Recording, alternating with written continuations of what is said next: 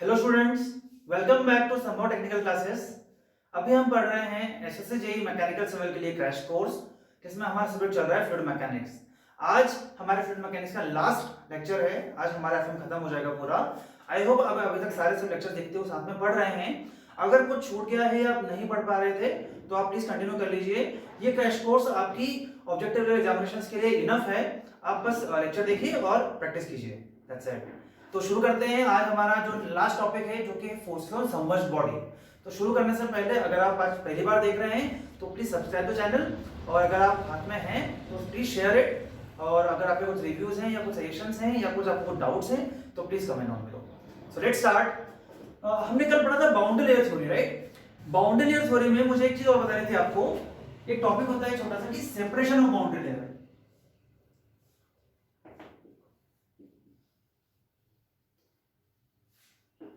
मतलब हमारा boundary layer बनता है लीडिंग एज से ट्रेलिंग एज की तरफ जाते जाते, है ना। मैंने आपको बताया था एक पॉइंट आता है जहां पर हमारी बाउंड्री लेयर सेपरेट होना चालू हो जाती है ना। इसका काफी अच्छा पूरा एक्सप्लेनेशन है, पर हमें उसकी जरूरत नहीं है प्री एग्जामिनेशन में। मैं आपको सिर्फ 2-3 पॉइंट बता रहा हूं, वो 2-3 पॉइंट ही आते हैं एग्जाम में, आपको उतने याद होना सफिशिएंट होता है ना। याद रखिए, अगर, है ना, du by dy क्या होता है, ये होता है वेलोसिटी ग्रेडियंट। अगर ये मोर देन 0 है एंड यहां पर क्या होता है हमेशा dp by dx, जब ये ज्यादा होगा तो ये कम होगा, है ना। अगर ये कंडीशन है, इसका मतलब होता है कि हमारा फ्लो जो है इज नॉट सेपरेटेड। मतलब हमारे फ्लूइड फ्लो में उस टाइम पर उस प्लेट का कुछ ना कुछ फर्क पड़ रहा है, उस प्लेट की वजह से कुछ ना कुछ फ्लो में चेंज आ रहा है। फ्लो सेपरेट नहीं हुआ है, फ्लो अभी भी चिपका है उस कहीं ना कहीं इनडायरेक्टली उस प्लेट से। उस प्लेट का कुछ ना कुछ फर्क पड़ रहा है हमारे फ्लूइड फ्लो में, राइट। तो अगर ऐसा हुआ है तो हमारा बाउंड्री लेयर है, फ्लो सेपरेट नहीं हुआ है। जब मैं बोलूं कि वेलोसिटी ग्रेडियंट और हमारा प्रेशर ग्रेडियंट दोनों क्या हो जाएंगे, 0 हो जाएंगे। ये 0 कब होंगे, बिल्कुल बाउंड्री लेयर पर। मतलब जब हमारा फ्लो एकदम सेपरेट होने के पॉइंट पर है, flow is at the verge, ये हम बोलते हैं पॉइंट ऑफ सेपरेशन।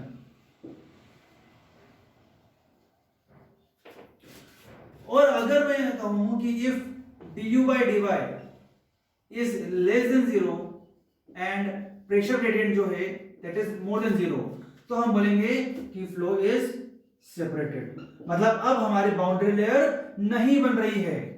अब हमारी बाउंड्री लेयर नहीं बन रही है, उस प्लेट का कोई सिग्निफिकेंस नहीं रह गया है। अब हमारा फ्लो सेपरेट हो चुका है, हमारी बाउंड्री लेयर सेपरेट हो चुकी है, ठीक है। तो आपको एग्जाम में इतना ही पूछा जाएगा, दैट्स इट। ये क्यों होता है, कैसे होता है, there is an explanation, but उसकी हमें जरूरत नहीं है। आप इतना याद रखें कि वेलोसिटी ग्रेडियंट ज्यादा है तो ये कम होगा, ऑब्वियसली। ये ज्यादा है तो फ्लो सेपरेट नहीं हुआ है। मतलब क्या, तो उसको ऐसे भी पूछा जा सकता है एग्जाम में कि बताओ फ्लो सेपरेट कब नहीं होता, या कब तक रहता है फ्लो प्लेट के टच में, या प्लेट के कांटेक्ट में, या प्लेट के मतलब उसका फर्क पड़ता है, कहने का मतलब। तो जब ये कब होगा, जब हमारा वेलोसिटी ग्रेडियंट मोर देन 0 होगा या प्रेशर ग्रेडियंट लेस देन 0 होगा। तो या तो ये तक ये पूछ लेंगे, ये तक ये पूछ लेंगे, कुछ भी पूछ सकते हैं आपसे आगे पीछे। पर आपको सिर्फ बात इतनी याद रखनी है कि if velocity gradient is more than 0, separate नहीं हुआ है, equal to 0 at the point of separation, और ये अगर लेस देन 0 है तो हमारा फ्लो सेपरेट हो चुका है। आपसे सिर्फ यही पूछा जाता है आपकी ऑब्जेक्टिव एग्जामिनेशंस में। तो अब शुरू करते हैं हमारा नेक्स्ट टॉपिक। अब नोट कर लीजिए।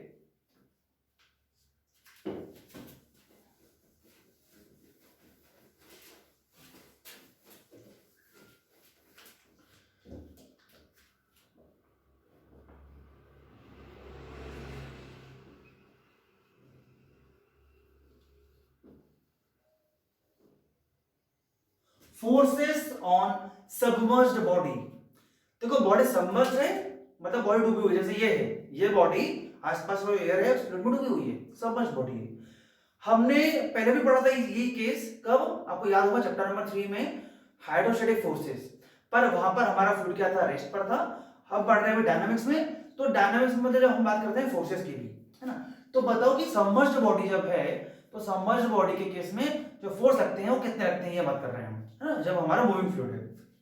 तो देखो, अगर बॉडी रेस्ट पर है और फ्लूइड मूव कर रहा है तो भी फ्लूइड द्वारा ही बॉडी पर फोर्स लगता है।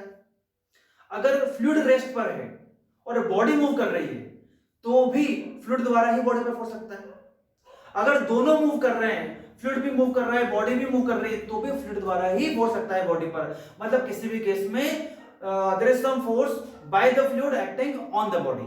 अब इस फोर्स की बात करते हैं कि जो टोटल फोर्स लगता है ना, जो टोटल फोर्स लगता है हमारी सबमर्ज्ड बॉडी पे, ये टोटल फोर्स हमारी बॉडी में जहां पर भी लग रहा है नेट रिजल्टेंट फोर्स, वो हमेशा उस पॉइंट के, उस सरफेस के परपेंडिकुलर होता है। आपको ये बहुत अच्छे से याद रखना है कि हमेशा पूरी बॉडी है, 10 जगह फोर्स लग रहे होंगे, मान लो अलग अलग कंपोनेंट होंगे, उसके रिजॉल्व करके रिजल्टेंट निकाल के जहां पर भी लगेगा वो उस पॉइंट के परपेंडिकुलर लगता है। ठीक है, वो याद रखना है कि the total force exerted by the fluid on the body is always perpendicular to the surface of body। जहां पर भी लग रहा है उसके परपेंडिकुलर लगेगा। एग्जाम के लिए बहुत इंपॉर्टेंट है ये पॉइंट कि हमेशा कैसा लगता है, ये हमेशा लगता है परपेंडिकुलर। अब मैंने क्या बोला कि ये जैसे मान लो कुछ बॉडी, ये बॉडी है ना, यहां पे लग रहा है, तो ये इस सरफेस के परपेंडिकुलर लग रहा है टोटल रिजल्टेंट फोर्स। पर ये रिजल्टेंट फोर्स जो है, मैं ध्यान रखना, मैं बार बार सरफेस से परपेंडिकुलर, फ्लो के परपेंडिकुलर नहीं। तो अगर मैं कहूं if the direction of resultant force, मतलब इस जो रिजल्टेंट फोर्स है उसकी जो डायरेक्शन है, जैसे ये इंक्लाइंड है to the direction of flow, मतलब मान लो फ्लो ऐसा हो रहा था, है ना, ये फ्लो ऐसा जा रहा है। ठीक है, तो अगर ये फ्लो की डायरेक्शन ऐसी है और रिजल्टेंट फोर्स ऐसा लग रहा है, ध्यान रखना मैंने कहा कि ये सरफेस के परपेंडिकुलर लगता है, सही बात है कि जो नेट रिजल्टेंट फोर्स है वो सरफेस के लगता है परपेंडिकुलर, पर हो सकता है कि डायरेक्शन ऑफ फ्लो के इंक्लाइंड हो। तो अगर मेरा direction of resultant force is inclined, या बोलते हैं किसी एंगल पर, टू द डायरेक्शन ऑफ किसका, फ्लूइड फ्लो, मतलब डायरेक्शन ऑफ फ्लूइड फ्लो के किसी एंगल पर लगता है हमारा resultant force, then there will be, क्या होगा जब हमारा रिजल्टेंट फोर्स किसी एंगल पर लगेगा डायरेक्शन ऑफ फ्लूइड फ्लो के, तो उसके दो कंपोनेंट होंगे, there will be two components of the resultant force। पहला होता है ड्रैग, दूसरा होता है लिफ्ट। ठीक है ना। तो जो हमारी बॉडी में जब फ्लूइड फ्लो हो रहा है और उसके कारण जो बॉडी पे फोर्स लग रहा है, ये फोर्स जो होता है सरफेस के परपेंडिकुलर होता है। और अगर क्या छोड़ो, मानो होता ही है कि ये जो फोर्स है ये डायरेक्शन ऑफ फ्लो के इंक्लाइन होता है, तो इस बॉडी के इस फोर्स के दो कंपोनेंट होते हैं, एक होता है ड्रैग, दूसरा होता है लिफ्ट। अब जानते हैं ये ड्रैग और लिफ्ट होता क्या है, हम कैसे डिवाइड करते हैं, तो नोट कर लीजिए।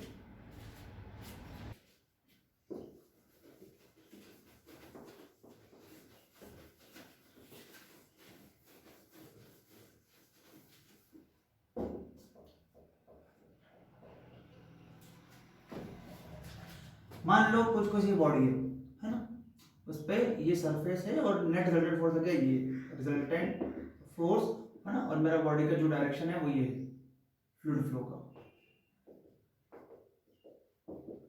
ठीक है, इस बॉडी पे फ्लूइड फ्लो हो रहा है इस तरीके से।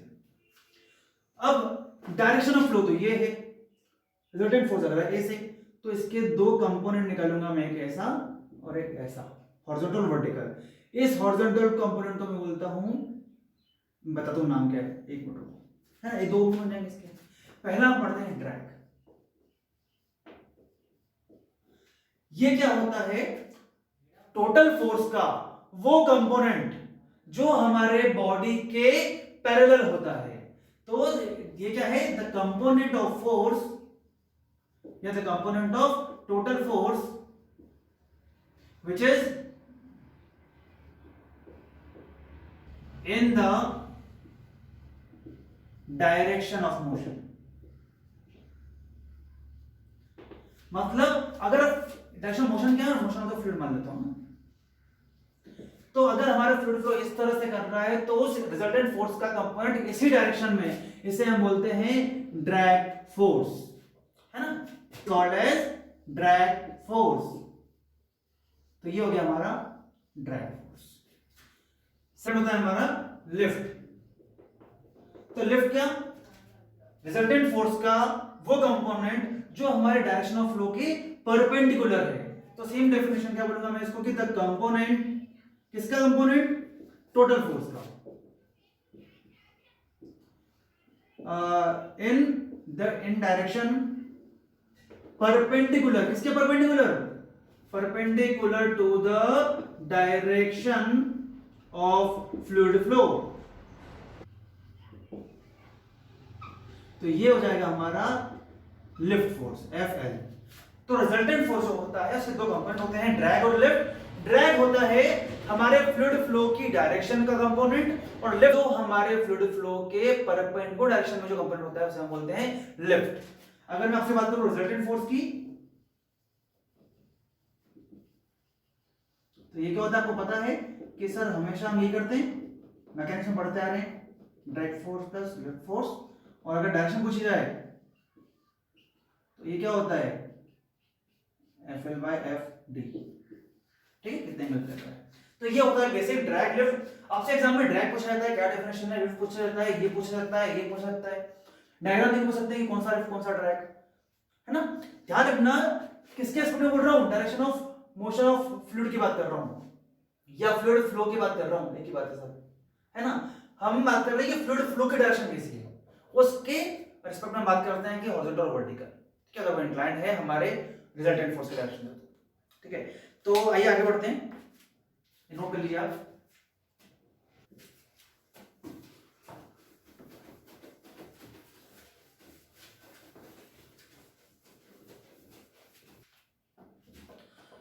देखिए दो पॉइंट बता रहा हूं आपको जो यहाँ पे काफी इंपॉर्टेंट है।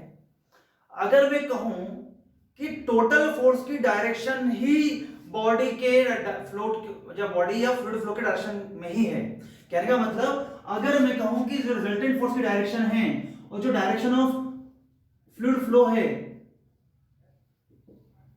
वो भी यही है, सेम है, तो पूरा पूरा ड्रैग फोर्स हो जाएगा, क्योंकि ऐसा कंपोनेंट बनेगा ही ना, कंपोनेंट पूरा पूरा यही रहेगा, कंपोनेंट बनेगा ही नहीं वर्टिकल, तो लिफ्ट फोर्स जीरो। तो इसी बात को एग्जाम में पूछ सकते हैं इस तरीके से, अलग तरीके से। तो आप एक पॉइंट लिख लीजिए कि इफ द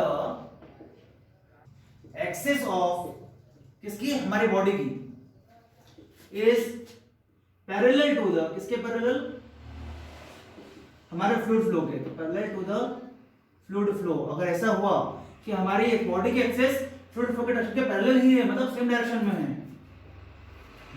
देन क्या होगा, then the lift force will be zero.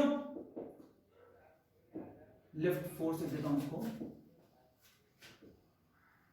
क्यों ऐसा, क्योंकि अगर मान लो रिजल्टेंट फोर्स भी यही है और डायरेक्शन ऑफ फ्लूइड फ्लो भी यही है, तो पूरा पूरा यही हो जाएगा हमारा एफ डी, जो एफ एल है वो तो हो जाएगा zero, and only drag force exist.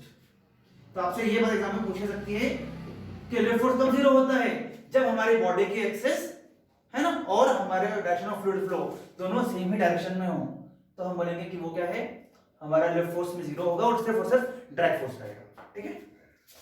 एक पॉइंट वो लिखेंगे हम, आप नोट कर लीजिए, इसको लिख सकता हूं, डायग्राम में समझ आए तो समझ सकते हैं इस तरह से। मान लो कि ये बॉडी है ना, ये बॉडी की एक्सिस कैसी है, ऐसी है, और फ्लूइड फ्लो हो रहा है इस तरीके से। तो जब फ्लूइड फ्लो की डायरेक्शन और बॉडी के एक्सिस पैरेलल हैं, मतलब पूरा पूरा जो फ्लूइड लगाएगा फोर्स को कैसे लगाएगा, वो इसी तरीके से फोर्स लगाएगा, है ना, इसको बॉडी के ऊपर ऐसी फोर्स लगाएगा जब फ्लूइड फ्लो ऐसे हो रहा है, तो पूरा पूरा ड्रैग है, इसमें लिफ्ट फोर्स नहीं होता। अगर रिजल्टेंट फोर्स कुछ आड़ा टेढ़ा होता तो हम बोलते कि लिफ्ट भी कर रहा है, वरना अभी क्या है, पूरा पूरा ड्रैग फोर्स है। इसके बाद कि लिफ्ट फोर्स कब होगा, जब ये बॉडी पैरेलल तो नहीं हो, इंक्लाइंड हो, तो हम बोलेंगे कि lift force exists only when the body is inclined, किसके inclined, to the direction of fluid flow, तभी हमारी बॉडी में रिजल्टेंट फोर्स की डायरेक्शन इस डायरेक्शन में नहीं आएगी, है ना। When the body is inclined या axis of body is inclined की बात है, किसके, हमारे फ्लूइड फ्लो के डायरेक्शन के। तभी हम बोलेंगे, जैसे मान लो कोई सी बॉडी है, ये इस डायरेक्शन के में एक्सेस नहीं है इसकी, मान लो ऐसी है, तभी एक बनेगा ड्रैग, एक बनेगा लिफ्ट। तो अगर हमारी बॉडी इंक्लाइन है तो हम बोलेंगे कि हाँ तब ड्रैग और लिफ्ट दोनों रहेंगे, तभी लिफ्ट फोर्स रहेगा, वरना हमारा ड्रैग फोर्स सिंपली पूरा पूरा जो रिजल्टेंट फोर्स है, नेट फोर्स है, वही हमारा ड्रैग फोर्स रहेगा। इसको इतना काफी है वैसे आपको डेफिनेशन समझना, ड्रैग क्या होता है, लिफ्ट क्या होता है, कब ड्रैग, कब लिफ्ट, कब होता है, कब नहीं होता है। एक चीज समझेंगे इसमें कि नोट कर लीजिए सकता हूं, है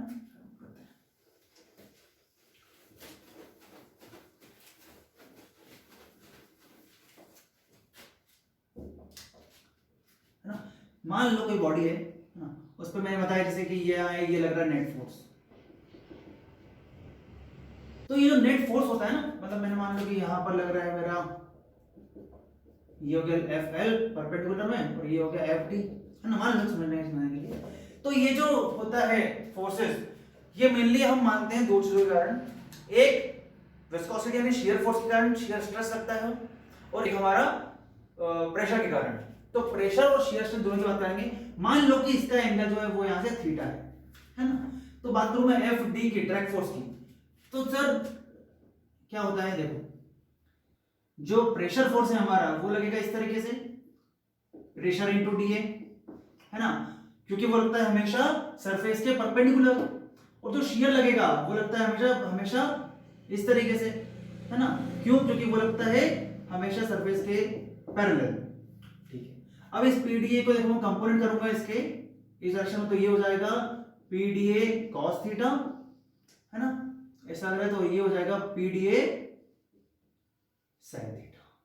अब ये FDA है, यहां जा रहा है ना, तो ये थीटा है, तो ये हो जाएगा हमारा इधर ही कि टाउ DA sin थीटा, है ना, और ये यहां जा रहा है इस डायरेक्शन में, तो ये हो जाएगा माइनस, या डायरेक्शन कर लेना हमने उल्टी, टाउ DA cos थीटा। ठीक है, समझ आ रहा है आपको कि ये PDA है, ये cos थीटा, इधर वाला sin थीटा, और ये लग रहा है एंगल, हम इसको ऊपर ले जाऊंगा तो ये एंगल इससे थीटा बनेगा, तो ये टाउ DA cos थीटा और ये sin थीटा। ठीक, डायरेक्शन मैंने इसकी उल्टी से बना दी, डायरेक्शन इसकी ना ये आएगी, क्योंकि ये ऊपर जा रहा है ना, तो ये टाउ DA इधर आएगा। ठीक है, कोई दिक्कत नहीं। अब मैं देखता हूँ ड्रैग फोर्स। ड्रैग फोर्स होता है sir PDA cos theta plus tau DA sin theta. वैसे आपने जनरली एग्जाम में पूछा नहीं जाती वाली बातें, पर आपको पता होना चाहिए मैथमेटिकली में सॉल्व करता है कैसे। मैंने प्रेशर फोर्स लिया है वो हमेशा लगता है सरफेस के परपेंडिकुलर, और जो शियर लिया है वो लगता है हमेशा सरफेस के parallel.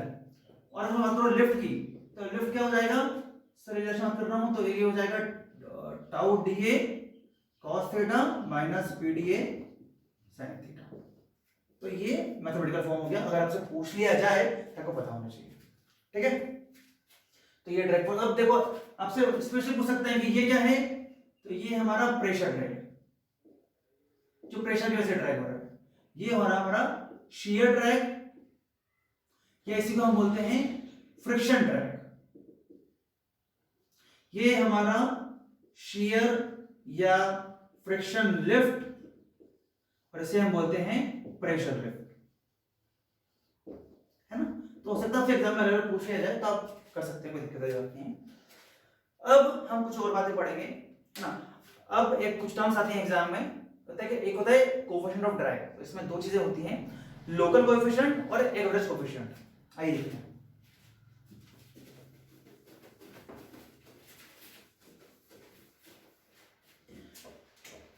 Local coefficient of drag,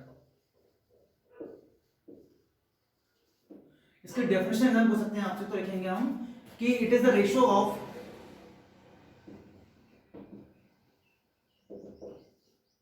drag force to the dynamic pressure. या तो एग्जाम में इस तरह से लिखा आएगा। देखो डायनामिक प्रेशर क्या होता है, डायनामिक प्रेशर होता है kinetic energy per unit volume. तो या तो ऐसे लिखा आएगा कि it is the ratio of drag pressure to the, या drag force to the kinetic energy per unit volume, है ना। तो जो लिख लेंगे डायनामिक प्रेशर जो होता है kinetic energy per unit volume. Kinetic energy क्या होता है, हाफ mv², ये वेलोसिटी है मालूम है ना, और ये वॉल्यूम। मास पर वॉल्यूम क्या होता है, इंटेंसिटी, तो हाफ ρv²। तो मैं लिखूंगा कि कोएफिशिएंट ऑफ ड्रैग जो होता है drag force by dynamic pressure. आपसे ये फॉर्म आ सकता है मैथमेटिकल एग्जाम में पूछने के लिए, ठीक है। CD equal to FD by half ρv²। और ध्यान रखेंगे कि ये लोकल कोएफिशिएंट जब लोकल बोला जाए तो इट इज डिफाइंड लोकल वे में, मतलब एट एनी लोकल पॉइंट या एट एनी लोकल पॉइंट की बात करती है, ठीक है। तो अगर बात करूं लोकल कोएफिशिएंट ऑफ ड्रैग की, तो ये होता है drag force to the dynamic pressure, और ये होता है drag force to the kinetic energy per unit volume, और यही होता है डीए डिफाइन होता है सिर्फ और सिर्फ किसी पॉइंट पर। अब हम पढ़ते हैं average coefficient of drag. Same चीज ही है, बस यहां पर एवरेज आ जाता है।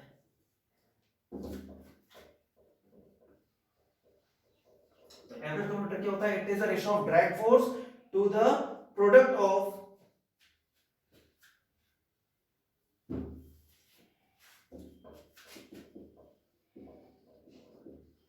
डायनामिक प्रेशर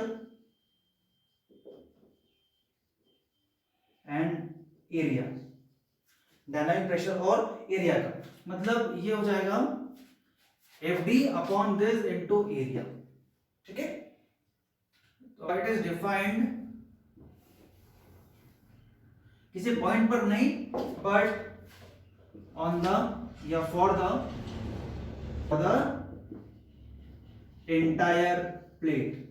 देखो एवरेज है ना, तो पूरी प्लेट के लिए हिसाब से मान रहे हैं, तो ये पूरे प्लेट के लिए डिफाइन रहेगा, पर जब मैं उतरू लोकल की तो किसी पॉइंट पर ही डिफाइन रहता है, ठीक है। तो ये हुआ हमारा लोकल कोएफिशिएंट क्या होता है और एवरेज कोएफिशिएंट क्या होता है, बस यहाँ पे इनटू एक एक्स्ट्रा आ जाता है।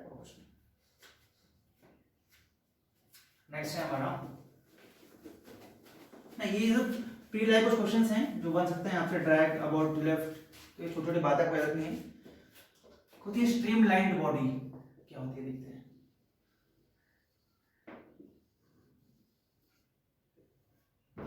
स्ट्रीमलाइंड बॉडी का मतलब ये होता है कि अगर कोई बॉडी इस तरीके से है, मतलब बॉडी इस तरह डिजाइन है कि बॉडी का जो सरफेस है वो हमारे फ्लो में जो स्ट्रीमलाइन है ना, फ्लो की स्ट्रीमलाइन है उससे कोइंसाइड करता है। सिंपल सा डेफिनेशन है कि हमारी बॉडी और फ्लो की स्ट्रीमलाइंस अगर कोइंसाइड करती हैं तो हम बोलते हैं कि हमारी बॉडी कैसी है, स्ट्रीमलाइन बॉडी है। लिख लेंगे कि द बॉडी जिसका surface whose surface coincides with the streamlines of the fluid flow।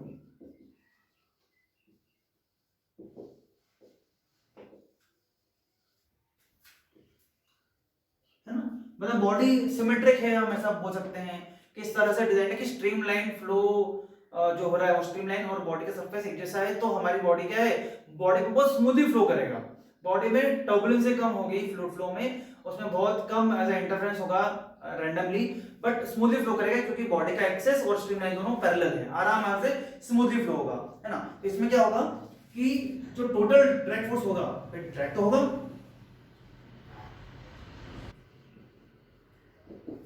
will be due to friction drag only, मतलब इसमें प्रेशर ड्रैग नहीं होगा। पूरी बॉडी इस तरीके से है ना, और पूरी स्ट्रीमलाइन भी इस तरह से है, तो पूरा फ्रिक्शन ड्रैग लग रहा है, इसमें ड्रैग तो लग रहा है पर पूरा फ्रिक्शन ड्रैग लग रहा है, इसमें प्रेशर ड्रैग नेग्लिजिबल होता है ना। Pressure drag is taken as 0 या प्रेशर ड्रैग इज नेग्लिजिबल।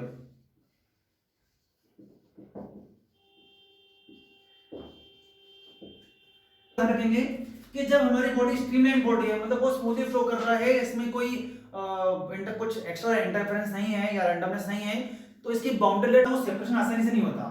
इसमें क्या होता है, जो सेपरेशन ऑफ फ्लो है या बाउंड्री लेयर है, कहां पे होगा,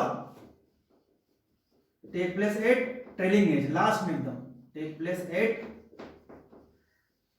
ट्रेलिंग एज। तो आपको पता होना चाहिए ये तीनों बातें हैं। ये स्ट्रीमलाइन बॉडी होता क्या है, यहां पर कौन सा ड्रैग फोर्स होता है और जो सेपरेशन है वो किस तरह से होता है, ठीक है। स्ट्रीमलाइन बॉडी मतलब बॉडी इस तरह से डिजाइन है कि पूरी स्ट्रीमलाइन और जो सरफेस है वो एकदम कोइंसाइड करता है ना। नेक्स्ट है हमारा ब्लफ बॉडी।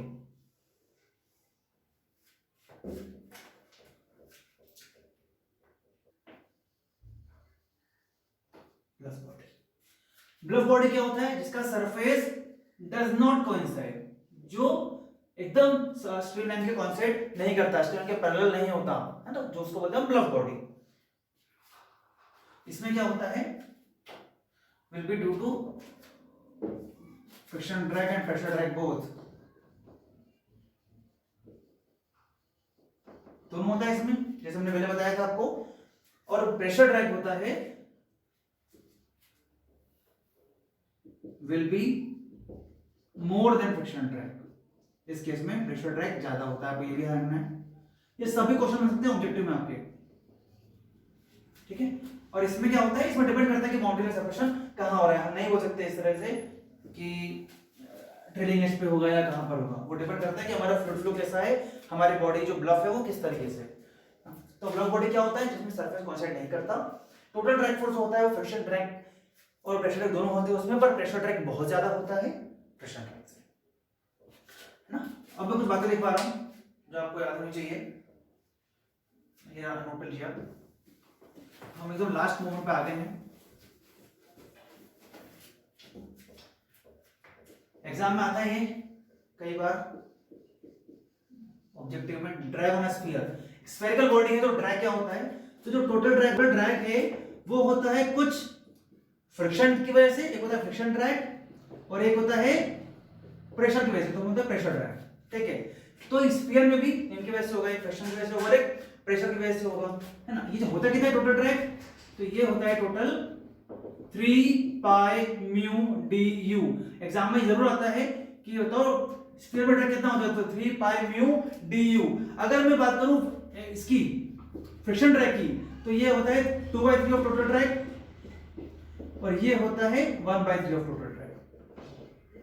मतलब जो फ्रिक्शन ड्रैग होता है वो होता है 2 पाई म्यू डी यू और जो होता है प्रेशर ड्रैग वो होता है पाई म्यू डी यू। तो आपको पता होना चाहिए कि फ्रिक्शन ड्रैग हुआ 2 पाई म्यू डी यू, जो प्रेशर ड्रैग हुआ पाई म्यू डी यू, टोटल मिला के हुआ 3 पाई म्यू डी यू। तो आपसे ये एग्जाम पूछ सकते हैं कि बताओ टोटल कितना है, फ्रिक्शन ड्रैग कितना है, प्रेशर ड्रैग कितना है इन केस ऑफ स्फीयर, ठीक है।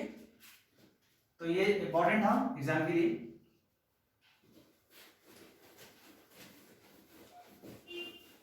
आपसे पूछ सकते हैं कुछ एक्सप्रेशंस फॉर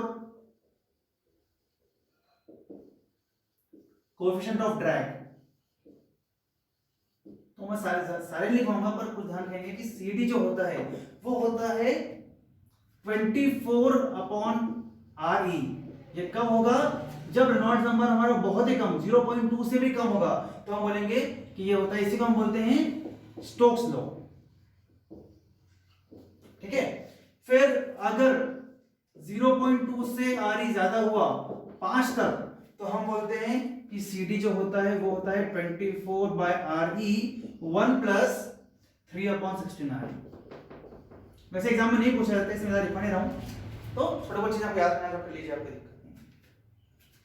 अब जो मैं लिखवाने जा रहा हूं उस पर क्वेश्चन बनता है ना। वो पूरा एक्सपेरिमेंटल वैल्यू, उसका कोई डेरिवेशन नहीं है, उसका कोई मतलब ये सिर्फ एक्सपेरिमेंट से निकाले गए इंपेरिकल वैल्यूज हैं। तो जो मैं लिखवा रहा हूं एक्चुअली आपको याद करनी है।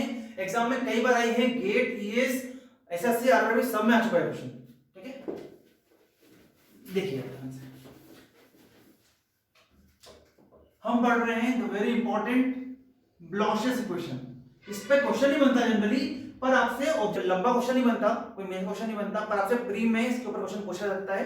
ध्यान रखिए कि ब्लॉशियस इक्वेशन जो है वो इंपेरिकल रिलेशंस हैं। वो क्या बताता है? डेल्टा इज इक्वल टू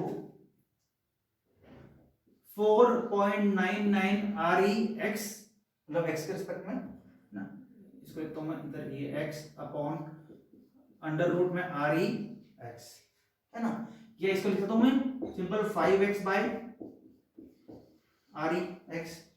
ये होता है डेल्टा नंबर 1, और एक होता है हमारा कि CD is equal to 1.328 upon under root REL। तो ये दोनों चीज आपको पता होना चाहिए। आपसे पूछा था कि बताओ अंडर रूट RE है कि R की पावर 3/2 है, सिर्फ RE है या क्या है? तो तो आपको ये पता होना चाहिए for delta and for C D. ठीक है, एक्स क्या है जो पॉइंट की हम बात करते हैं, और एल क्या है एंटायर लेंथ। ये है हमारा, लिखा नहीं ना, ये है हमारा लैमिनार फ्लो के लिए। अगर हम ये बात करूं टर्बुलेंट फ्लो के लिए, नोट कर लीजिए इतना, लैमिनार फ्लो के लिए ब्लॉचर इक्वेशन ये होती है। आपको इसके ऊपर क्वेश्चन भी नहीं आएगा करने को, सॉल्व मतलब न्यूमेरिकल टाइप कुछ नहीं आएगा, सिर्फ ये पूछा जाता है कि लैमिनार फ्लो के लिए ये क्या है, कितना है, तो पता करना होगा अच्छे से, है ना।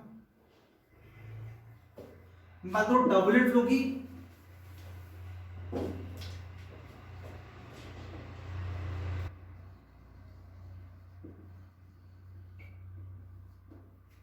उसके लिए डेल होता है 0.576 x upon R E x की पावर 1/5। एग्जाम में बहुत बार पूछा गया है टर्बुलेंट फ्लो का ब्लॉचर इक्वेशन, कई बार पूछा गया है, तो आपको सब डायरेक्ट याद करना है। इसमें सी डी होता है 0.074 divide by R E L की पावर 1/5। तो ये आपको एक्सप्रेशन याद होने चाहिए, ऐसा कोई एक्सप्रेशन नहीं है ना, आपको सब याद करनी है चीजें। ठीक है, अब हमारे एफएम का last topic, the very last topic in the end of the session,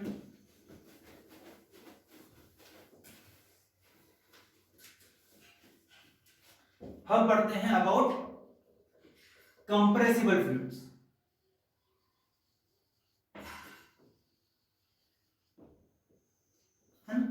compressible fluids मतलब क्या, जो कंप्रेस हो जाए, मतलब क्या, हम बात कर रहे हैं गैसेस की, क्योंकि लिक्विड्स एक्चुअली नहीं होते, पर हम मानते हैं कि लिक्विड्स आर इनकंप्रेसिबल फ्लूइड्स, तो हम बात करते हैं कंप्रेसिबल फ्लूइड्स यानी कि गैसेस की।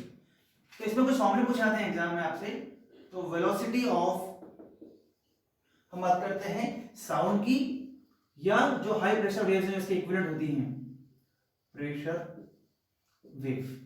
तो सी फॉर्मूला होता है, आपको याद रखना है, फॉर्मूला एग्जाम में पूछा जाता है, कई बार पूछा गया है dp बाय डी रो, है ना, तो इस फॉर्मूला को आपको याद रखना है। अब अगर मैं बात करूं कि यही फॉर्मूला बताओ in terms of bulk modulus, आपको याद होगा मैंने फर्स्ट चैप्टर के आसपास पढ़ा था इनिशियल लेक्चर में बल्क मॉड्यूलस क्या होता है, और बल्क मॉड्यूलस मैंने आपको जब फॉर्मूला लिखवाया था तो मैंने बताया था कि k इक्वल टू क्या होता है rho dp by d rho, है ना, ये लिखवाया था मैंने कि dp upon dv by v, याद आ रहा होगा आपको, है ना। तो देखो ये हो जाएगा, तो dp को लिख सकता हूं मैं k d rho upon rho, k d rho by rho, तो ये हो जाएगा कि c is equal to under root k d rho by rho, और ये हो जाएगा d रो, कट जाएगा, तो c हो जाएगा under root k by row. Generally बच्चे याद करते हैं, फॉर्मूला याद कर लिया, फॉर्मूला याद कर लिया, याद एक करो under root dp by d rho. अपना समझोगे हाँ बल्क मॉड्यूलस क्या होता है, ये होता है, यहाँ वैल्यू पुट के, अगर भूल भी गए ये वाला फॉर्मूला तो आप k की वैल्यू यहाँ पुट करके आप आराम से कर सकते हो। तो एक under root dp by d rho, एक हो under root k by rho, है ना। फिर अगर मैं बात करूं आपसे कि for adiabatic process, adiabatic process के लिए क्या होता है आपको पता है कि मैंने बताया था, बल्क मॉड्यूलस जो होता है वो होता है P K के बराबर, प्रेशर इनटू ये K क्या है, ये K हमारा एडियाबैटिक इंडेक्स, याद होगा आपको Cp बाय Cv। जब मैं यहां पुट करता हूं तो C हो जाएगा अंडर रूट K के बदले PK अपॉन रो, तो एक फॉर्मूला ये बन जाता है।